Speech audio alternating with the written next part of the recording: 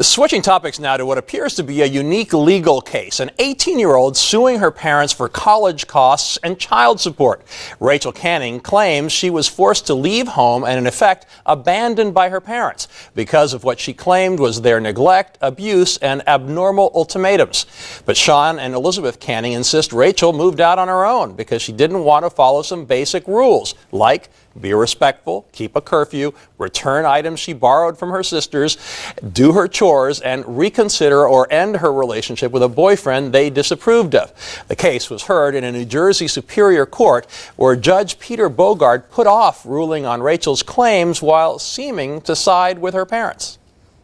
Have you ever, in your experience, seen a young adult, child, whatever we want to call Rachel, show such gross disrespect for a parent? What kind of parents would the Cannings be if they didn't set down some strict rules in response to what has been going on? For more, I'm joined from Washington, D.C. by author and New York Times contributor Hannah Seligson.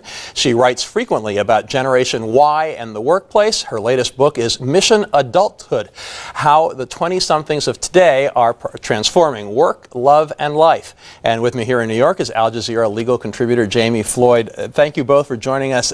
So many questions that this raises. But I'll start with you, Jami. The most basic one is, have you ever heard of anything like this? Well, this is extraordinarily unusual, kids suing their parents. It's pretty much unprecedented. And I actually, being the legal geek that I am, looked it up for you.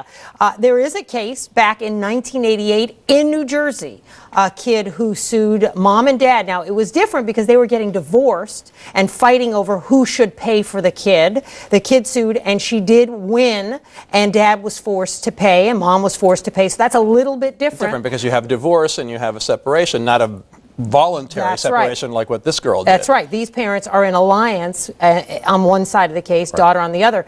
The only other case I could find was not in the state of New Jersey. It was elsewhere, and it was adult kids suing mom and dad after they'd grown up, saying, you were a lousy mom, you were a lousy dad, and now we want to sue you retroactively, and they lost. They lost. And that's it. Yeah. Really unprecedented. Yeah, and Hannah, when this dispute first went public, Rachel's father, Sean, said, this is a quote, "We're heartbroken, but what do you do when a child says, I don't want your rules, but I want everything under the sun, and you have to pay for it?" In the end, is that what this boils down to? A petulant teenager who wants to have it all, but only on her terms?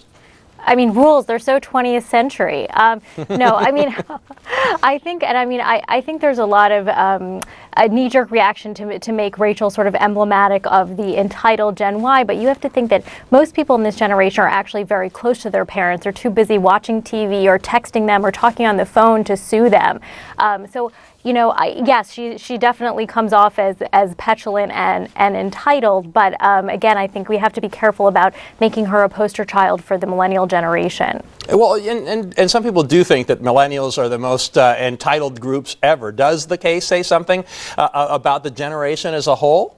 Yeah, and you know, and I've been thinking a lot about this because I'm sort of always on the fence. I'm a millennial myself, although the grandmother of the millennial generation, as I'm 31 and born in 1982. And you have to think back to our parents, our grandparents' generation. It's just hard to imagine our parents or our grandparents suing their parents because they wouldn't pay for college or feeling entitled to that kind of economic support. But then again, you know, these are very different times, and she probably feels like she needs that economic support to make the transition to adulthood. Although, you know, what's going to happen? I wonder, what's her end game? Is she going to sue them for graduate school? It seems like a very short-sighted strategy on her part. You got to wonder. But you know, but Hannah brings up an interesting point here, which is that, you know, some of these millennials are very close to their parents, in constant contact, and parents over the last generation or so, you and I are among them, you know, a lot of parents have become helicopter parents that are just completely hovering over their children. So to some extent, we don't know the circumstances of this case, but in general, do you think that parents are somewhat responsible for this entitlement attitude? Well, I'm supposed to be here as the legal analyst. I know, but I wanted to weigh in when she was talking about that because, you know, we can't just blame the kids. I have to agree that it's 50-50 in this case and elsewhere. The parents have just as much to do with it in most now speaking generally, in most cases, as do the children. I mean, to the extent my daughter and I may speak every day, that's just as much me as it is the daughter. And I want, bringing it back to the law in this case and generally, I really liked the judge in this case. I mean, maybe he sounded a little paternalistic, but I loved what he said at the end, Antonio. He said, this family is well worth the effort to salvage. He's not giving up. First of all, there's another stage in this case. There's still the question of whether they have to pay for college. Today, he only decided the issue of high school and immediate support. So he's coming back on whether she's emancipated, whether she's able to live on her own. She's 18, for goodness sake. We would have been told to get a job, right? Well, but New Jersey law is a little fuzzy on this because in many states, if you're 18, you're done. Right. Parents have no responsibility. And in New Jersey, it's a case-by-case basis. But I liked his tone. It was more of a counselor's tone. Listen, people, don't bring this to court. Go to family counseling. Get in a room together and work it out. Hannah, I want you to weigh in before we talk more law here about helicopter parents. And what do you think about the role of parents?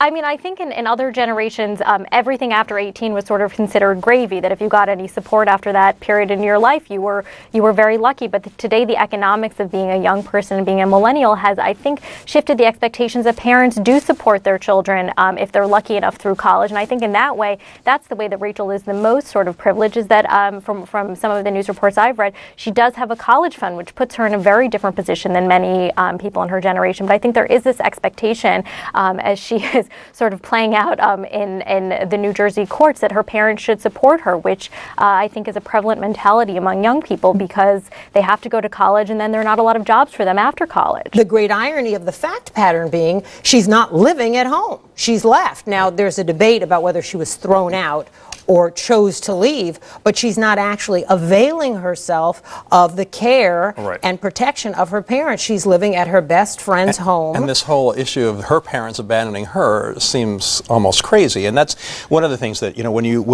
if the judge were to rule in her favor, wouldn't it create just legal chaos? I mean, we're already the most litigious society in the world. This would open up the floodgates. And that's what he says. He says, and I want to honestly hear from you, but he says exactly that. If I rule for you, Rachel, then what am I going to do for your little sister when she wants an iPhone, or for the kid next door when he wants an Xbox? What do we do in case after case after case? Exactly. So this wasn't a big precedent today, but it would have been if he ruled the other way. Right.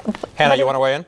Yeah, I mean, it's also interesting just looking on Twitter and Facebook and on social media just how young people would react. It was hard to say whether people would come down on the side of Rachel or her parents. And really the strong reaction that I sensed was that young people were really in support of her parents, that this didn't seem like she was going to be starting a movement of young people suing their parents, thank God. And that actually people were much more sympathetic to her parents, which I think says a lot about, again, the generational attitudes towards the older generation. Well, talking about social media, it's created a social media firestorm, and let's go to Hermela for that. Antonio, a lot of negative reaction on social media to Rachel's lawsuit. Ian says, congratulations to Rachel Canning, who lost her lawsuit against her parents and is now America's most famous brat. Janet says, to Rachel Canning, grow up and take care of yourself at 18. You're no longer a minor, just a spoiled brat who wants to freeload. And this exchange. At LYBR says, irony of Rachel Canning suing her parents. Even if she wins, she loses. Any future employer can look up her name and see her character. Mayor responds like she ever wants to work, to which LYBR says, exactly. I'm sure she'll use her parents again. So she'll sue her parents again when she graduates college and can't get a job. So, Hannah, to what we were just talking about, is this in line with what you've seen, or is there anyone that's supporting Rachel? And I've been scouring the internet. I cannot find a supporter of Rachel's, and maybe I'm just not looking hard enough or in the right corners of the internet, but I think that both the judge and public opinion are sort of on the right side of this story.